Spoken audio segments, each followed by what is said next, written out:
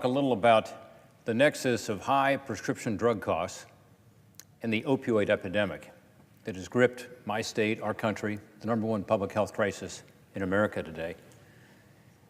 It's a story of greed, frankly, and it's a story of the need for some fixes here in Congress to keep it from happening again.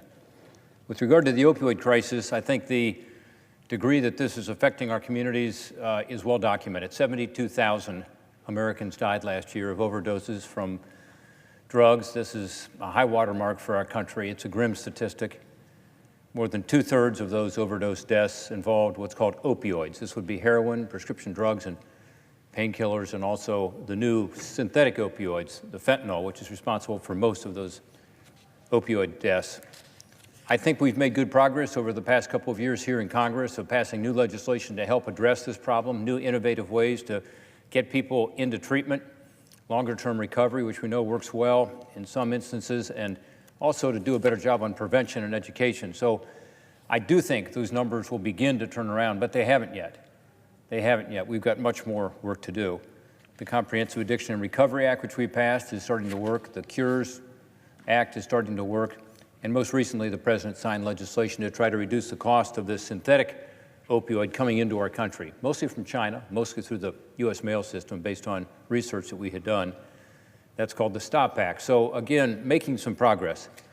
But these overdose death rates are just unbelievably high. And it's a tragic situation, not just in my state, which is probably top 3 or 4 in the country, but throughout our nation. There is a miracle drug that can be used to reverse the effects of an overdose. And one reason we're beginning to see some progress in some regions of my state and around the country is that we're getting this drug out to more first responders and others who can, in effect, save people from an overdose. And then, of course, the trick is to get that person into treatment, not to just have these overdoses continue to occur. And that's where the more innovative programming is starting to make a difference. But I guess I could say that we have never, in our history as a country, had more of a need for this miracle drug to reduce the effects, to reverse the effects of an overdose. It's called naloxone. And naloxone, again, is something that we're using more and more and saving more and more lives. I'm going to talk this evening about a company that exploited the opioid epidemic by dramatically increasing the price of this naloxone drug by more than 600%, just in the space of a few years. The Senate Permanent Subcommittee on Investigations, which I chair alongside Tom Carper, Democrat from Delaware, conducted a year-long investigation, bipartisan investigation, really nonpartisan investigation, into this naloxone issue. We were concerned about the rising costs. We wanted to find out why it was happening. We focused on a pharmaceutical company called Kaleo and their naloxone auto-injector called Evzio. Evzio. While naloxone is available in generic form, 2 branded products exist for take-home use by untrained individuals in the case of an overdose. One is Adapt's nasal spray called Narcan. You may have heard of that. Narcan is something that many first responders use and know about.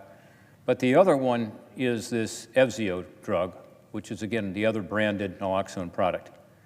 Narcan is available at a cost of about $125 for 2 doses. $125 for 2 doses. Evzio, I thought was an innovative product when it came out. And indeed, it has some innovative aspects to it. A unit includes 2 auto-injectors and a training device that provides verbal instructions to talk the user through using the product. Before Kaleo took Evzio to the market, industry experts who were impressed with the product said they should probably charge between $250 and $300 for this product.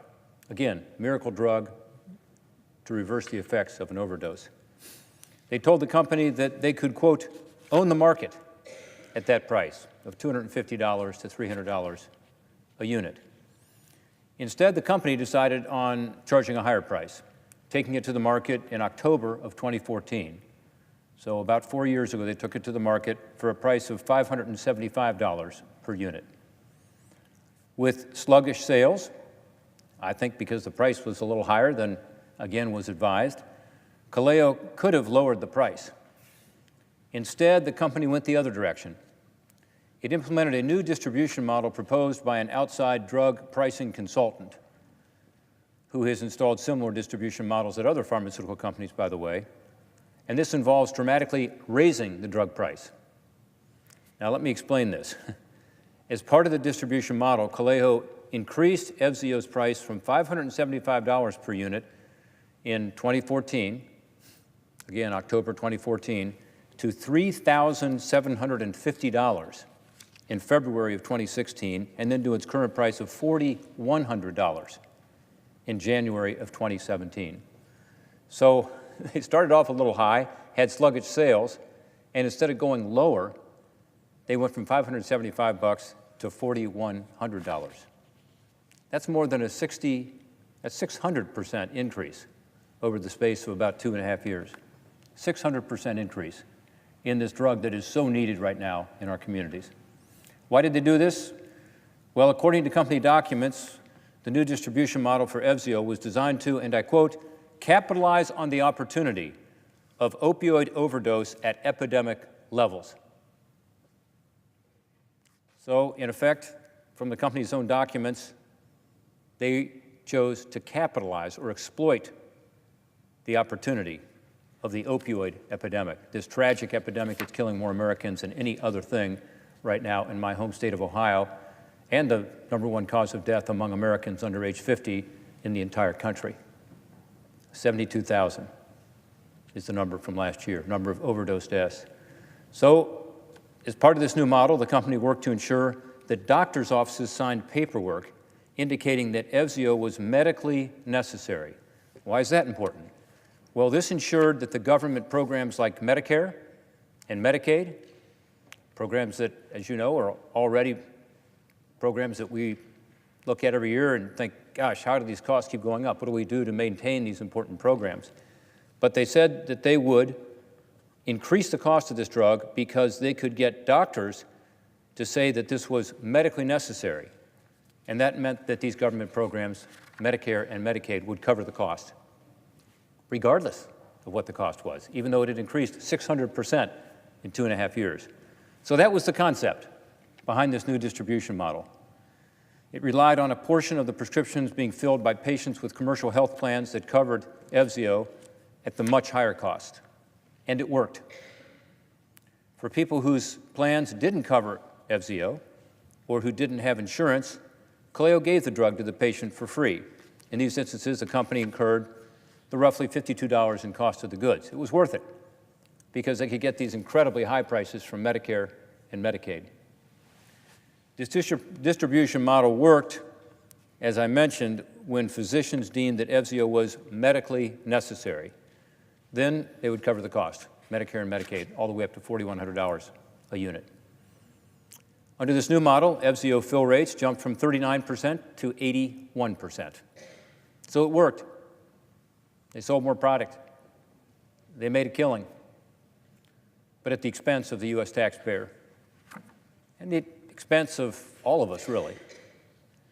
The majority of Calejo's initial revenue was from Medicare and Medicaid, and the resulting cost to the taxpayer to date has been about $142 million, despite the fact that a much less costly alternative was readily available. You'll remember that for most of this time, Narcan, this other product, not Evzio, but Narcan, was available for $125 for 2 doses. So instead of following recommendations by drug pricing experts to take the product to market at that lower price, the company decided to exploit this loophole in our health insurance market and charge this much higher price to the American taxpayer through Medicare and Medicaid. Our report from the Permanent Subcommittee on Investigations was released on the same day that 60 Minutes aired a new story on Calejo, its products, and why the price was so high. The findings of our report were used in that segment to highlight Calejo's distribution model that transferred the cost of this drug effectively to American taxpayers. You can see our report online at the Permanent Subcommittee on Investigations website. That PSI report and the 60 Minutes segment were both released on November 18th.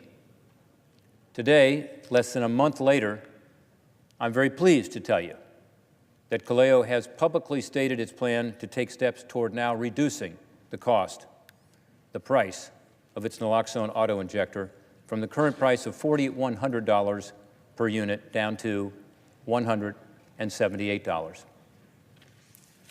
This is a very positive step forward, and I'm hopeful that it will increase access to naloxone, this critically important overdose reversal drug that's saved so many thousands of lives already. But I'm also pleased that they made this change because it's going to save taxpayers a lot of money. Make no mistake, I don't believe that this change would have occurred but for our year-long investigation, the PSI report, and the 60 Minutes story shining a light on these incredibly high drug prices.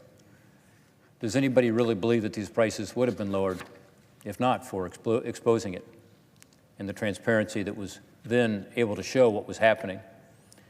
So the bipartisan investigation has produced a good result, but we need to do a lot more.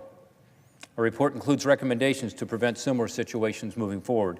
Among other things, our report recommends that the Centers for Medicare and Medicaid Services, CMS, should review its policies governing physician use of medical necessity exceptions for Part D in Medicare to prevent companies from inappropriately influencing prescribing. That's the least they should do. While there are legitimate uses of the exception sometimes, we need to be sure it's not exploited as it was in this case. Congress should also require CMS to improve transparency regarding the total amount spent for drugs purchased by government health care programs so we can identify these problems early on and stop them. And to combat the underlying factors affecting addiction, of course, Congress has to do more here. We should put in place a 3-day limit, in my view, on prescription pain medication for acute pain. Not for chronic pain, not for cancer, but for acute pain. That would make a huge difference. And by the way, it's consistent with the Center for Disease Control recommendations, requiring all states to utilize prescription monitoring programs is another thing we should do. And we should allocate more funding for immediate overdose remedies and first responder training. There's reason to be optimistic, as I said earlier, about the direction our country is now headed to in overcoming the opioid epidemic. We've committed ourselves here at the federal government to do more and be better partners with state government, local government, and nonprofits. That's good, and I'm proud of the work this Congress has done.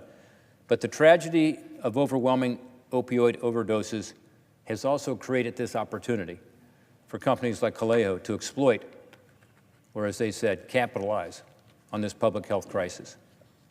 That's wrong. It's shameful.